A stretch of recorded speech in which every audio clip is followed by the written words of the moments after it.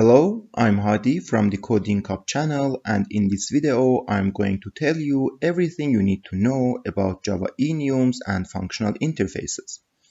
More specifically, I will exactly tell you how you can make your code much more clean and robust by using the functional interfaces inside Java Enums.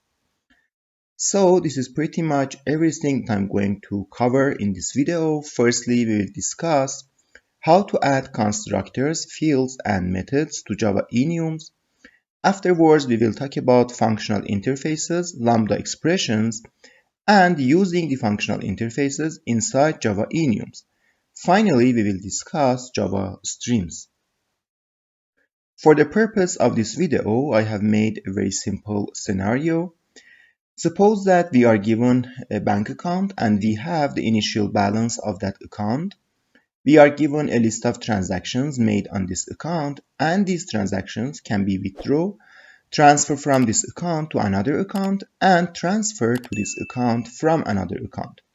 So first two transaction types, which are withdraw and transfer from, actually decrease the account balance, while the transfer to increases the account balance. And our goal is to find the final account balance. So this is a very simple problem. All we need to do is to sum up all the transaction amounts by considering their signs. And the sign is negative for withdraw and transfer from and is positive for transfer to. So let's go to IntelliJ and start building. So here I am inside the IntelliJ, and as you see, I have created an initial code for our problem. I have an enum in here named transaction type, and as we discussed, the transaction type can be withdraw, transfer from, or transfer to. And the withdraw and transfer from decrease the account balance, while the transfer to increases the account balance. I have a transaction class in here, and as you see, there are two fields in this class. Amount holds actually the amount of the transaction, and the type is the transaction type as we saw in the enum. We have a constructor and two getter methods, getAmount and getType, that return the amount and type of the transaction. And here is the main class, and inside this main method, I have an initial balance of $1,000, and I have a list of transactions named transactions. And as you see, I have two withdraw, a transfer from, and a transfer to transaction inside this list. Finally, this is the function getTotalBalance, and this function receives the initial balance and a list of transactions and returns finally the final balance. So for now, as you see, this method uses for loop and switch case statements. Actually, I use the for loop to traverse the list of transactions that is received in this function, and for each transaction, I'm switching for the type of the transaction. For the withdraw and transfer from, as you see, I'm subtracting the amount of the transaction from the final balance, while for the transfer to, I actually add the amount of the transaction to the final balance. And I'm returning the final balance finally. So for now, if I run it, as you see, it is running and my final balance is slightly more than $1,200. So I argue that this code is not that much robust and is also error prone. To show you this, what I'm going to do is to add another transaction type in here. So let's, for example, add another transaction type for balance inquiry. Suppose that each time actually you want your balance inquiry, the bank subtracts or takes some amount of money from your account. This is only for assumption and may not be even true. However, let's create a transaction type, a new transaction type for balance inquiry, and let's go to the main class and add another transaction in here. So we have a new transaction and let's add that. New transaction with an amount of only $1, and transaction type of balance inquiry. So if I now run it, as you see, I can run without any problem. But when I actually run that, an error comes up, which is actually an illegal state exception. And this exception here is because of this line in here. As you see inside my switch case statement, I have a default statement. And whenever my type is not withdraw, transfer from, or transfer to, this default is going to be executed and is going to throw an illegal state exception. However, this is not the worst that can happen. Suppose that for any reason I forget to put this default case in here. So now if I run this code, as you see, I'm actually running it and there's no error in here. However, this value, as you see, is exactly the same value as we had before. So what's going on in here is that this transaction is not included in my calculation at all. So suppose that I'm putting a $10 in here and running this again. And as you see, this is just like before. So this default actually is pretty much necessary. Whenever you use a switch case statement, you should always have this default in here. However, even when we have this default statement in here, we can actually run our code and our code can compile. However, we will come into an illegal state exception. By using the functional interfaces, we can change our code to a state that actually can't compile when we add another transaction type in here, which makes our code much more error-proof. So let's see how to do that. For now, let me clear this transaction. And the first step in actually using the functional interfaces inside the Java Enums is to understand what Java Enums are capable of. And the most important point in here is that you understand Java Enums are actually like ordinary Java classes in many aspects. For example, in here, as you see, I have a transaction class, and this class has some fields, a constructor, and a bunch of methods.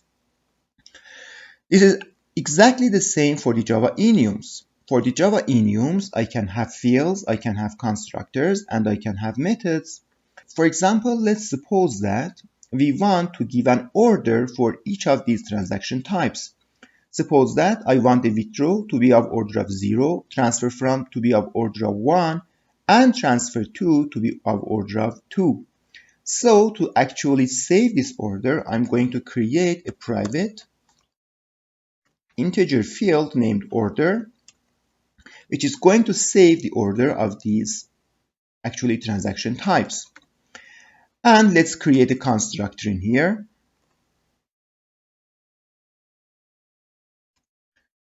And as you see, as soon as I create this constructor for my enum in here, I get errors, as you see in this withdraw, transfer from, and transfer to. And the reason is that actually you never call the constructor of an enum by yourself. All you do is to create a withdraw, transfer from, or transfer to, but these types are going to actually call the constructor internally by themselves. So what Java complains in here is that the constructor requires an integer to be received. However, these actually enum types that are going to call this constructor are not providing that integer. So let's pass an integer that is going to be passed to the constructor. For example, I'm passing 0, 1, and 2 as the order of the transaction type to the withdraw, transfer from, and transfer to. And as you see, the errors are gone and my enum is actually functional. However, a problem is that this order, as you see, is a private type. And just like classes, to get access to this field, we need to have a public getter method. So let's define a public integer getOrder method. And inside this method, I'm going to simply return the order which is actually the 0, 1, and 2. So as you see, I can have fields, constructors, and a bunch of methods, public or private, for my enum. For practice, let's have another field. For example, let's define a private string name, which holds the name, my custom names for these actually enum types. For example, suppose that I want my withdraw to be represented by a withdraw name, and this may be transfer from, and this to be transfer to. And as you see, the errors are here again, and the reason is that the constructor only needs an integer to be passed to that. However, these types which are going to call the constructor provide another string in here. So it is very simple. Just accept another string inside the constructor and assign this inside the body of this constructor. This is actually the field in here, and I'm assigning that to this name that is received in the constructor as the constructor parameter. So as you see, the enum is just fine. And just like the order, let's define another public method for the name. So we have public string get name,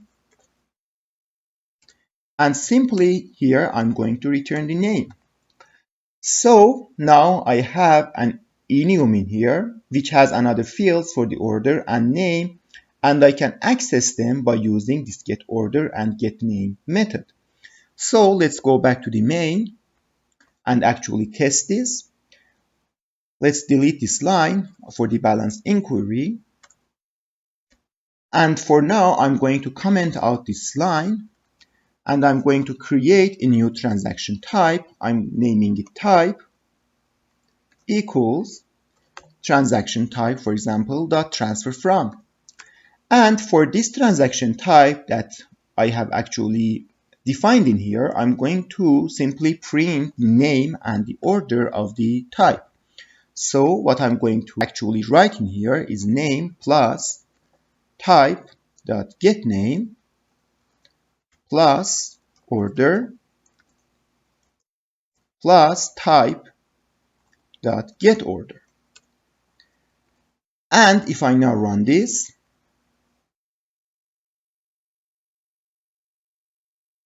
as you see, I have a transfer from for the name, which is of order of 1.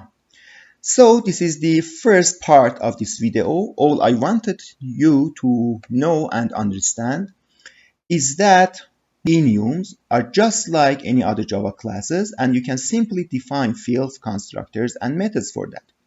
So let's go back to the slides and understand what actually functional interfaces are. Afterwards, we will return to the IntelliJ and insert functional interfaces into the enum. So what is a functional interface? Functional interfaces are just like normal Java interfaces. You all know what a Java interface is. As you know, Java interfaces hold the signature of the methods. We can define the signature of the methods inside the enums, and the signature actually is composed of the output type of a method or a function, its name, and in its input parameters. We don't provide the actual implementation of the methods inside the interfaces. We just provide the signature of the methods. Functional interfaces are just like normal Java interfaces. The only difference is that they have one unimplemented method. So to understand that, consider this interface in here. I have defined a new interface. Its name is an integer multiplier, and it has a method called multiply. It has a return type of integer, and as you see, it receives an integer by itself. And this is an interface, and it has only one unimplemented method, so actually this is a functional interface. So that's it. The functional interface is just like a normal Java interface which has only one unimplemented method. And what do we normally do with interfaces in Java? The most simple approach is to actually define a new class which implements this interface.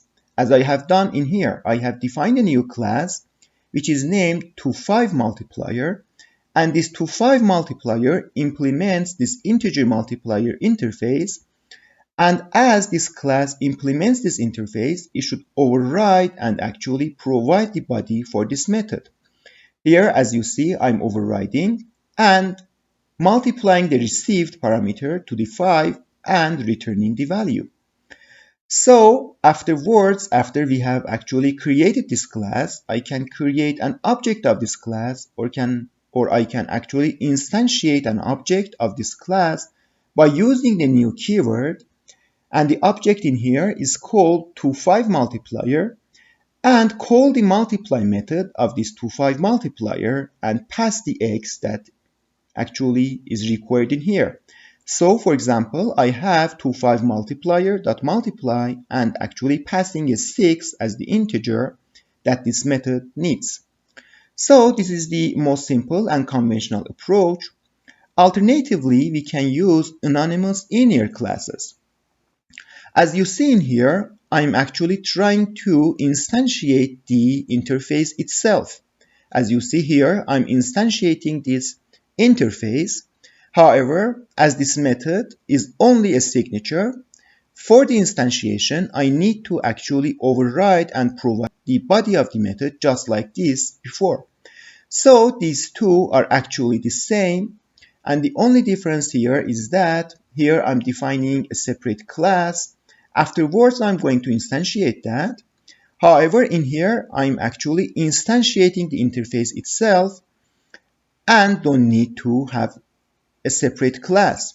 For the both of them, finally, my object is named to5multiplier, and I can call the multiply method on this to5multiplier and pass the integer value as I need. For example, here, I have passed 6. However, for functional interfaces, we have a much more elegant and compact way of actually providing the body of this method, which is by using the lambda expressions. Here you see the interface as the previous slide, and these are the syntax of the lambda expressions. This is the more general case, so first consider this one. A lambda expression has an arrow in here, as you see, and to the left of the arrow we have a parenthesis, and inside the parentheses we provide the actually parameters that this method is going to receive or are needed by this method. And to the right of the arrow I have a curly braces, and inside these curly braces I actually have the body of this method. For example, if I have multi-line statements inside the implementation, I will actually put them between these curly braces. As you see in here, I have used this syntax to define a lambda expression. And here I'm defining or actually instantiating the interface itself, as you can see in here. And to the right of this equal sign, I'm using a lambda expression. Here I only need one parameter in here, which is the reason why I have only one parameter between these parentheses. I have the arrow, I have the curly braces, and the body of this method is one line statement, simply is returning x multiplied by 5.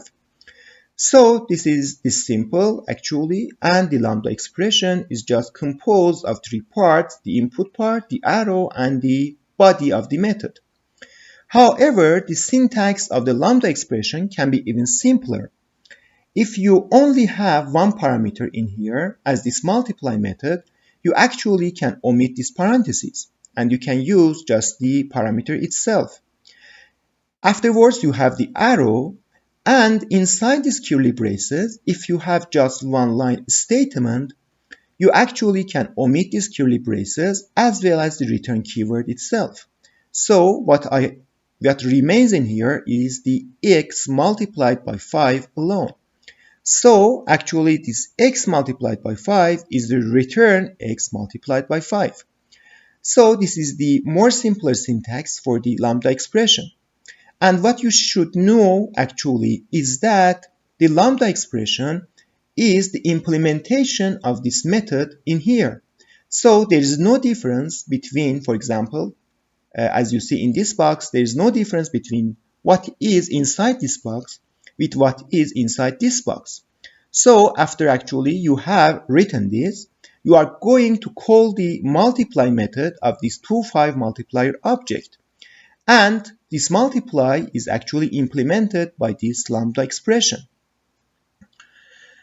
We can have our own functional interfaces. As you see in here, I have defined my own functional interface, but Java has a bunch of functional interfaces that you can use, and the list is long. I have only provided some examples in here. For example, I have a functional interface in Java which is actually named function. And this function has a method named apply, and this apply is going to actually receive an object and is going to return an object. Here I have provided an example for you. I have defined a new function, as you see, and this function is going to receive an integer and is going to return a string. And I have named it into string converter. And to the right of this equal sign is the implementation, or actually the lambda expression. And this is the x, which is the integer, and it is the input to the apply method actually. And to the right of the arrow, I have this string.format method, which is going to return a string, which is actually the return of this function apply method. We can have another functional interface named predicate, and this predicate has a test function, and this test is going to receive an object and is going to return a boolean. So here, for example, I'm defining a new predicate on the transaction, and I have named this predicate is withdraw transaction. So here I'm receiving a transaction because it is a predicate on the transaction, and the input of this test method here is actually a transaction. And what I'm returning here is actually, as you see, I'm getting the type of the transaction and inspecting that if its type is equal to a withdraw transaction type. So if the type of this transaction is actually withdraw, this statement is going to return true. Otherwise, it is going to return false. Here you see another functional interface. Its name is supplier, and it has a get method. And supplier, actually, the get method of this supplier functional interface don't actually receive or need any parameters or inputs, because it is going to supply us with a new object of type R, for example.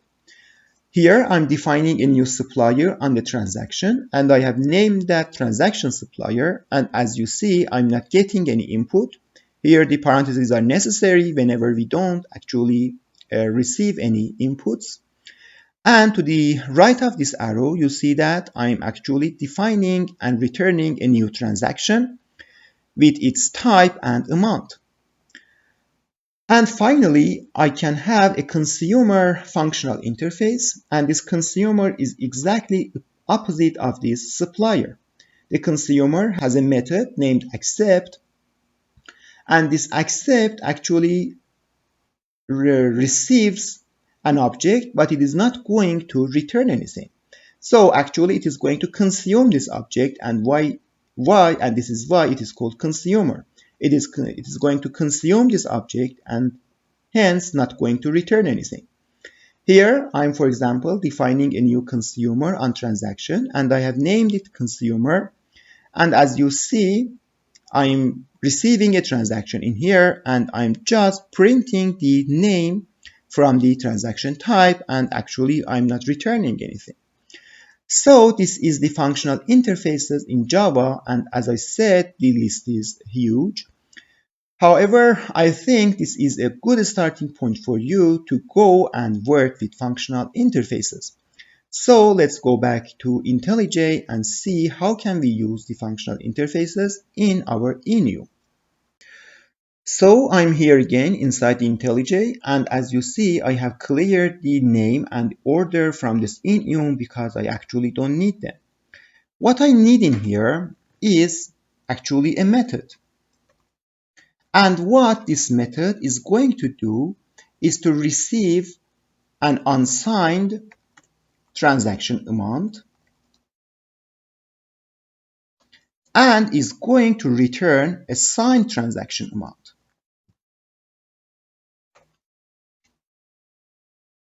So, for example, I'm going to pass a $10 to this function or method, and depending on the withdraw, transfer from, or transfer to, it is going to return to me the signed transaction amount. For example, for my $10 and the withdraw transaction type, it is going to return a negative $10. And for transfer to, it's going to actually return a positive $10. So by inspecting this line, you see that what I need is a function that receives an object and returns an object. And it is pretty much like the functional interface we had in the slides. So let's define a private function, which is the functional interface, and it is going to receive a double and return a double. And the receiving double is the unsigned transaction amount, and the returning double is the signed transaction amount. And I'm going to name it function. So just like before, let's create a constructor.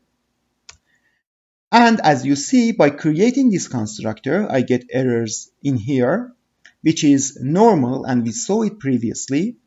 The Java complains that here the constructor requires a function to be passed to this constructor, but this withdraw, transfer from, and transfer to actually don't provide this function.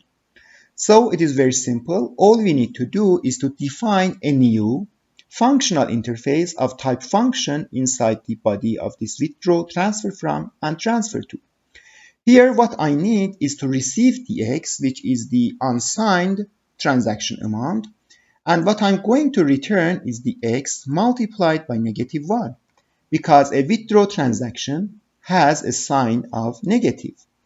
For the transfer from, I have the same, so let's just copy and paste it in here. And for transfer to, what I want is to receive x and actually return the x, or to be consistent, I have written this as x multiplied by 1. So this is my function in here. And as you see, I have a different functional interface for each of these types, which is good for me because I actually want to perform a specific operation for each of these enum types. So just like before, this is a private function. I need to create a public getter method, but I don't want to actually get this function. What I want is the result of the apply method of this function. So it is very simple. I'm going to define a public double, which is the result of the calculation, and I'm calling this method getSignedAmount, and this getSignedAmount requires an input, and I'm naming it double x, for example. And what is going to be returned in here is actually the function which I had, and I'm calling the apply method of this function, passing the value of x to that.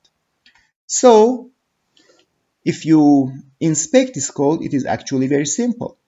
I have a getSignedAmount in here, and this getSignedAmount has an input parameter of x. And what actually this function is going to return for me is to call this function, first finding this function, and this function is actually this one in here, this one in here, or this one in here, depending on the type of the enum. And as you see, all of them require the x to be passed to them.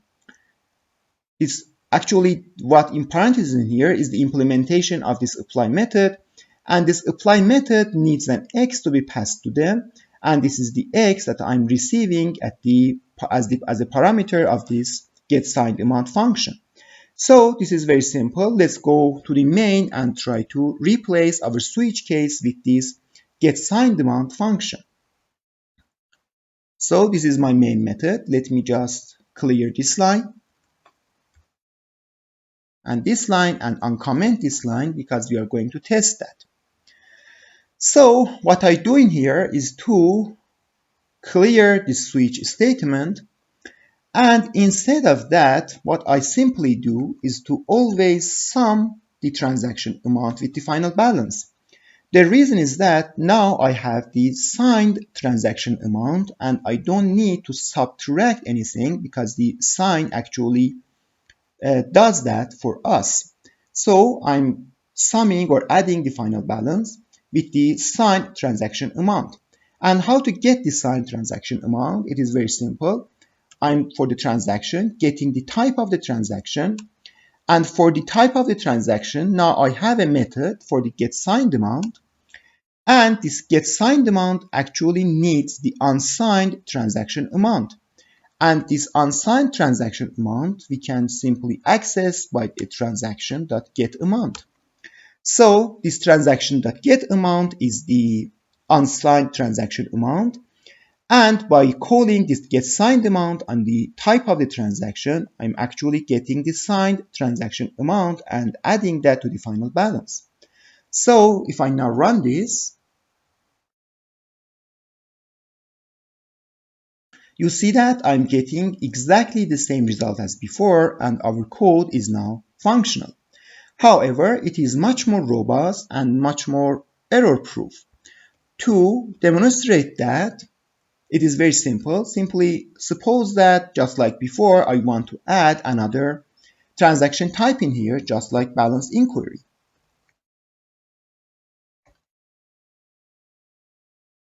And as you see, I have error in here, and I can't even compile my code because it is necessary in here to pass the function as we wanted previously for other types of the enum.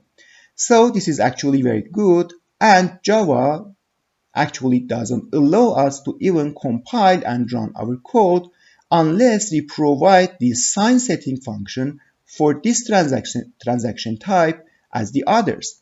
So for example, I need to actually define the sign setting function. Here it is just like the withdraw, so it is x multiplied by -1. And let's go back to the main and add another transaction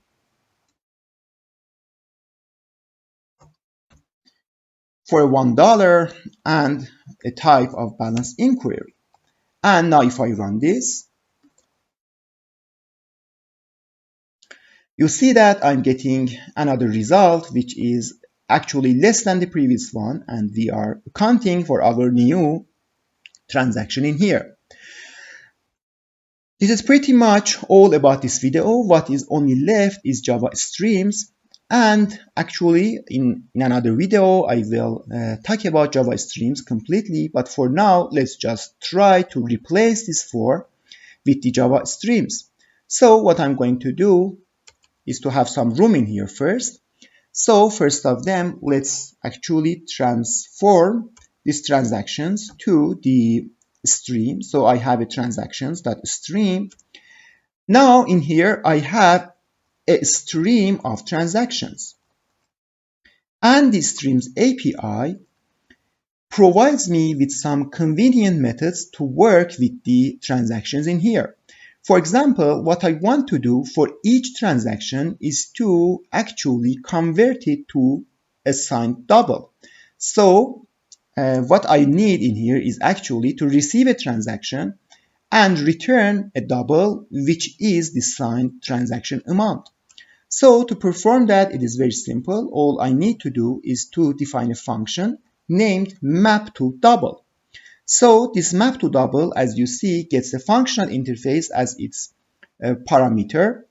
And what does it actually do is to receive a transaction, and to the right of the arrow, I'm going to return the signed amount of the transaction. And the signed amount of the transaction can be simply obtained by this line in here. So let's just copy it from here and paste it in here. However, here I have TR for the transaction name, so just replace them with TR. So here in this lambda expression, I'm receiving a transaction, and here I'm receiving, I'm actually returning the signed amount of the transaction. So now here I have a stream of doubles.